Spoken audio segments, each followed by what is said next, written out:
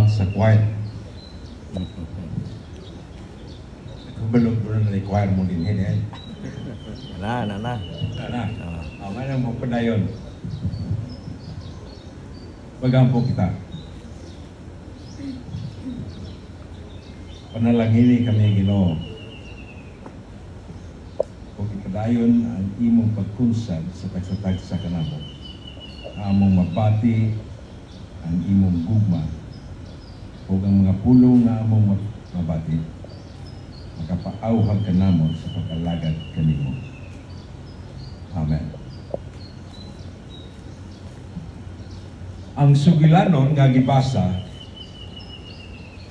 isaysay kini ni Juan og nahitabo kini duo sa usa ka atabay nga kalusanan og tubig sa mga lumulupyo sa Samaria. Sama sa usa ka tindahan sa baryo, di ba? Doon na may gagmayng tindahan sa baryo. O kaning gagmayng tindahan, usually, mo'y tapukanan sa mga tao, labi na o doon ay tuba, o doon na ba'y tanduay, tapok na yan ang mga laki, di ba? Mga bayi po, makatapok na gani sila, o puning panahon diin ilang di po taming marites, pero mo na magsugilanon mo, magbinayloay mo kung sa'yo nangahitabo sa inyong kinabuhi. Now, ang atabay, importante kaayo sa mga Samarianon o sa mga Hudiyo. Kay ang katong lugar, wala kayo tubig. Busa kung asay dunay atabay dito magtapok ang mga tao o magkalos para sa ilang ikinahanglan na tubig. Tungod sa kainit sa dapit, kadaghanan sa mga tao magkalos sa buntag sayo or sa hapon na kayo kay haron dili kayo init. Balik ta sa atong sigilanon, mayroon tanga kani nga Samarianon. May adto sa atabay diin dito si Jesus naglingkod. Pero udto kani. So natingala ang kadaghanan amen si Jesus nga nganong magkalos man kini nga babae sa udto nga tuktok. Init man kayo. Kani mga bayi sa una magdala og dako kayo jar sa jar Banga. Ako kay banga usahay tungtong nila silang ulo aron puno nila og tubig o mo ilang kalusan ingon sa ilang balay. Kani nga atabay usab importante kani kay matud pa nila kagihimo kini ni Jacob. Si Jacob usa sa ilang mga amahan sa una pa o kani nga tabay alang gayon sa lumulupyo diha nga David. O para sa mga Hudiyo, mga Samarianon, alang kanila may kalabutan kini sa sugilanon sa ilang mga katigulangan. Sa nanglakaw ang mga tinunan ni Jesus, dito siya mipahulay o nakita niya kini nga babaye nga biduol ay magkalos sa atabay.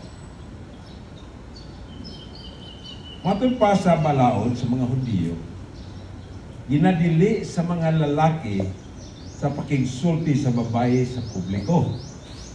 Bisan pagani ang ilang bana, bisan pagani ilang bana sa kani adto kayo, dugay na ni. Bisan pagani ilang bana, dili mo sulti sa ilang asawa sa publiko. Naaragid sa balay. O kini ang ilang nasinati. Gani, labi na kay si Jesus magtutudlo o ang babaye Samarianon. Si Jesus Hudiyo. Ang babaye nga may duol niya Samarianon.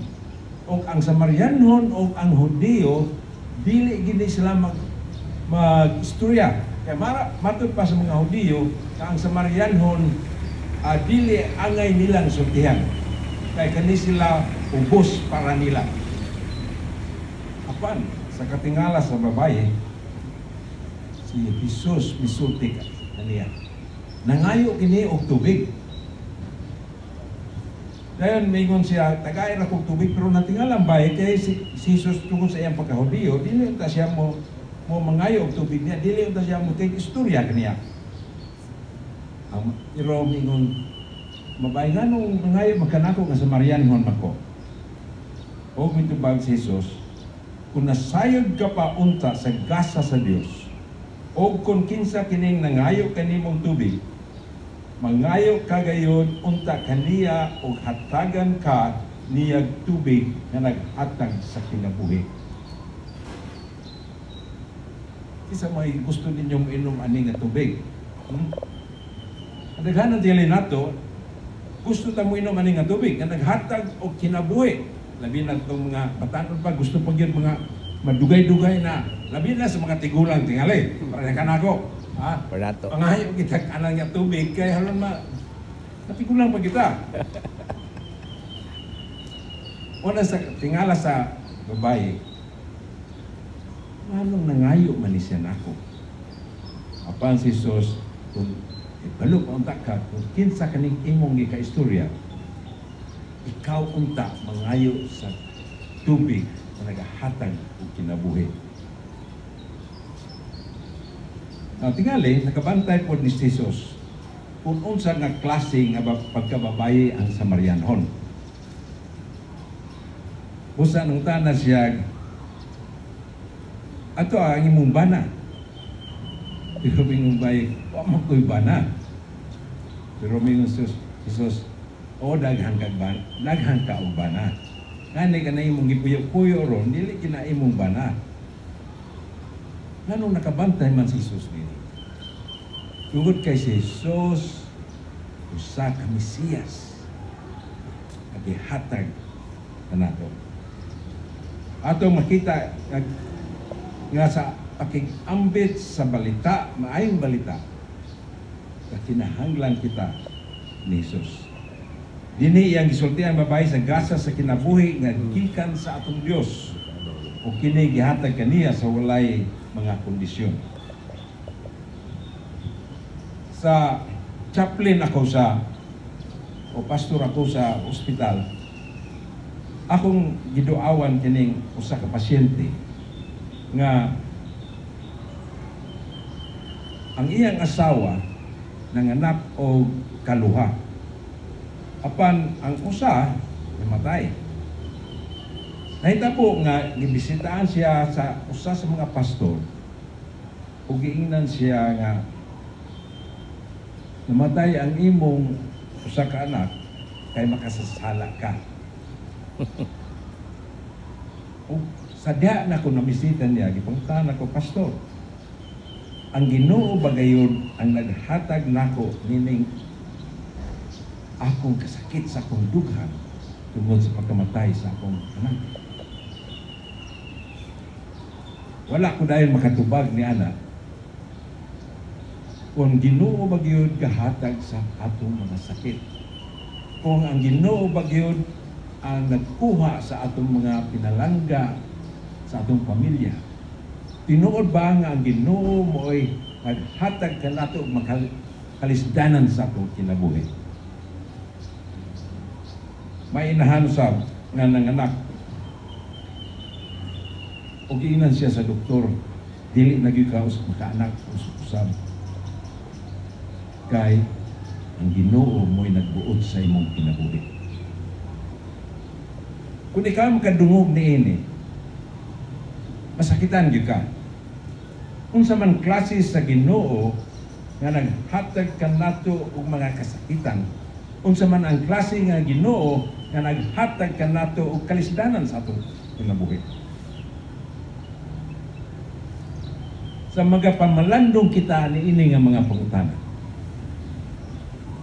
ako siyang gitubag nga nagaingon. Ang atong Ginoo, Ginoo siya nga may dakong gugma kanato.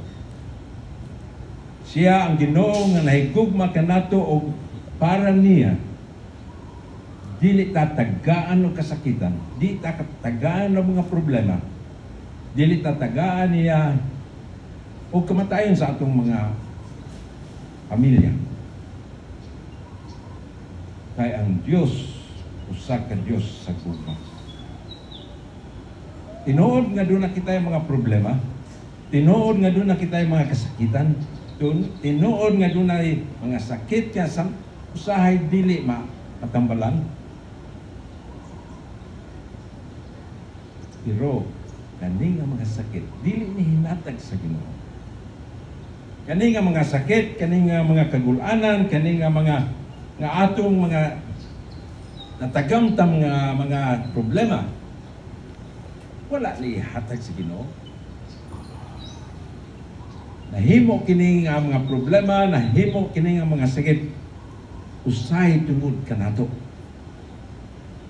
Dili sa tungod kay ang Ginoo gahatag kanato, pero ang Ginoo, ang pasalig sa Ginoo, ang pasalig sa Ginoo alang kanato. Nga sa dihang doon na kita mga kasakitan, sa dihang doon na kita mga problema, sa dihang doon na kita mga pungtan na kung ngano Ginoo. Ang Ginoo ni kayon, mag-auban ako kaninyo. Tagaan mo og igong kusog nga ikaatubang sa inyong mga problema. Tagaan mo og igong kusog nga kamo makasulbad sa inyong problema. Ako, Dios sa gugma, ug nagauban kanunay kanimo. Kini nga pasalig sa atong Ginoo. Mao kini ang tema sa atong Euclid, University Christian Life Emphasis Month. Nagpasalig ang atong Ginoo nga sa atong pagpanaw sa atong mga kinabuhi. Si Jesucristo nga nagpanhaw, nagauban kanato. Sa atong paglakaw sa atong kinabuhi, si Jesucristo anaa tupad kanato. Nayusahay makaingon kita nga asa man ang Ginoo. Labi na kung doon ay mamatay sa atong mga membro sa pamilya. Asa man ang Ginoo niya? Ang Ginoo naagauban kaninyo. Usahay di lang nato kini makita. Dili nato kini mabati. Para ang pasalig sa atong Ginoo. Tungod sa pagkabanhaw ni Kristo nagayon siya, ako nagauban kaninyo, ako nagalakauban kaninyo sa bisan pa sa inyong mga kasakitan. Bisan pa sa inyong mga problema, ako nagauban kaninyo o nagapasalig ako katagaan mo igong gahom, igong pusog sa pagkatubang sa inyong mga problema. Mao kini ang pasalig ni Jesus. Ako magahatag kaninyo og tubig na magahatag kaninyo og kinabuhi na walay katapusan. Hinumdumi kini sa inyong pagtrabaho, sa ulit mo sa inyong mga panimalay. Hinumdumi ang Ginoo nagauban sa inyong mga lakaw. Bisag asa ka mo.